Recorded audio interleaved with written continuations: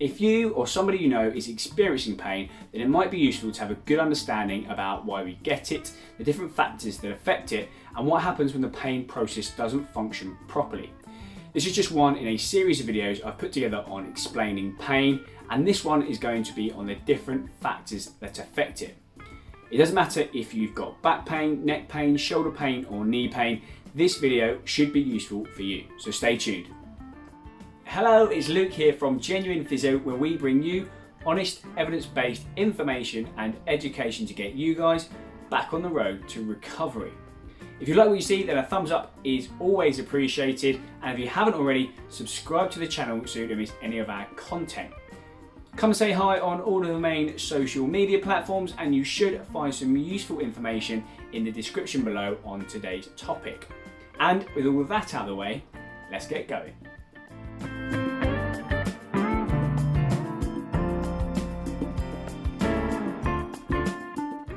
Admittedly, I am probably biased, but I think it is a good idea that everybody has a thorough understanding of how pain exactly works. And that's because at some point in our lives, we're all going to experience some degree of pain. If not, we definitely know people that will. However, it's imperative knowledge for anybody that has persistent or chronic pain, and that's pain that's lasted any longer than 3 months. In today's video, we're going to talk about a specific model. No, not that sort of model. A model used in healthcare all of the time to try and help explain pain in a bit more detail and to try and help people get better. This model is called the biopsychosocial model, and don't go anywhere. I know it sounds exceptionally boring. It's just a fancy way of saying that pain is affected by some physical things, some mental things, and some environmental things. Today, we're going to break it down and delve into those 3 categories in a little bit more detail. Now, it's not going to take much for me to persuade you that there are physical things that can affect your pain. We know that tissue damage or injury can be uncomfortable, and things like a broken bone or fracture, a muscle tear or strain, and nerve irritation can all cause considerable amounts of discomfort. And that's it really, that's the physical or the bio part of the biopsychosocial model. But really, the idea of today's video is to try and highlight that it's not always that simple, and there are many other factors that we often don't take into account that can also cause pain. And we're going to talk about those right now. The second part of the model is the psycho part, or the mental part, and this just refers to the fact that there are psychological factors that can affect the amount of pain that you experience. Let's take a look. Stress! It might be work or school, friends or family. It doesn't really matter. We know that higher levels of stress are associated with higher levels of pain. Let's take a quick example. You've had a really busy day at work and you didn't get everything done that you wanted to. You pick the kids up from school and they're not really behaving themselves, and then you get home and have an argument with your partner.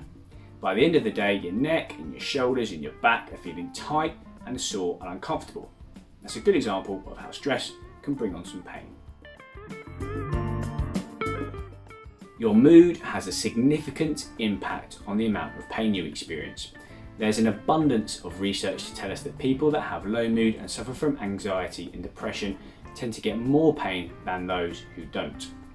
The research also suggests that if you do have mental health problems, you're more likely to get persistent pain syndromes. And that's really tough. It's a vicious cycle. It's difficult to stay upbeat, positive, and happy if you're in pain. However, if you do feel like your mental health is an issue, then now you know there's a strong link between mood and pain. Getting some help with that may well improve your symptoms. Fear avoidance is another psychological factor that can have a big impact on how quickly you get better. Unfortunately, this is a bit of a teaser, as I'm going to be bringing out a whole video on this very topic and how it impacts your rehab very soon. So subscribe to the channel so you don't miss it, and when it's up and ready, I'll pop a link in the description below. The last couple of psychological factors I'm going to mention are your thoughts and your beliefs. Drop a comment below if you think I've missed any. Now, your thoughts and your beliefs around pain and injury are other factors to take into account.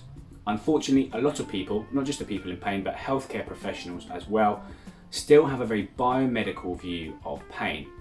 And what I mean by that is the first part of the video, the physical part, the bio part, the part where we focus on structure and damage. Hopefully you'll come to the conclusion that that isn't always just the case. What this does mean, however, is that you get treated as a muscle, a tendon, or a bone, and we don't treat the person as an individual. Subsequently, it means that it's going to take you guys longer to get better. In addition, your thoughts and beliefs about the specific injury will have an impact on the overall outcome as well. If things are approached quite negatively, i.e. there's lots of damage, things are quite severe, it's going to take ages to get better, then somebody like that is likely to take a little bit longer to get better than somebody who approaches things quite confidently and quite positively. Moving on to some of the more sociological or environmental factors, the first one I'm going to talk about is sleep. Now this is something that doesn't get talked about enough, and it is so important. Sleep is the time that your body recovers and repairs itself. But how much sleep does the average adult need in order to function properly? The answer is 7 to 9 hours of good quality uninterrupted sleep per night. Now if you're not getting this and you are in pain, it's not good news for your injury and your recovery. If your pain is significant enough to wake you up at night, then don't let that go on too long. Go and see your doctor to see if they can give you some pain relief for it, because sleep is necessary for recovery. Now, whilst we're on sleep, I think it's a really easy one for everybody to relate to in terms of how all of these things are intrinsically linked. We've all had 1 or 2 bad nights sleep where we wake up in the morning, we're a bit fed up, we're lacking motivation and concentration. By the evening, we decide not to go to the gym or spend the afternoon with our friends. Straight away, in one day, you can see how the physical, the psychological and the environmental factors all work together. Having a good social network can also really help. Unfortunately, we know that people who are lonely or socially isolated tend to experience more pain than those who aren't. So spending time with friends or family, going for a coffee or even going for a pint down the pub can really help. But remember, drink responsibly. Similar to spending time with friends and family, work is also an important factor. We know that people that are out of work tend to experience more pain than those who are in work. Work gives you a sense of purpose, a sense of direction, it makes you feel like you're working as part of a team, and it can improve your self-esteem. These are all things that can improve your pain experience. Distraction probably goes some way to explain the last 2 things we spoke about in terms of work and friends and family. But distraction can come in many forms. It could be reading a book, watching television, listening to music, maybe some exercise or even some mindfulness. But we know that distracting your brain away from thinking about the pain can really help dampen down that pain experience. Conversely, if you spend more time by yourself and alone, you're going to have more time to think about your pain, more time to analyse what's going on, and subsequently your pain experience is likely to be greater. That's right. What you read, what you see and what you hear in the media can also have an impact on your pain experience. We only need to see from the recent COVID pandemic, with all the fake news that was going around online, that we need to be a bit careful with what we listen to. The reason I'm mentioning this is because poor, misguided or misleading information can have a negative impact on how quickly you get better.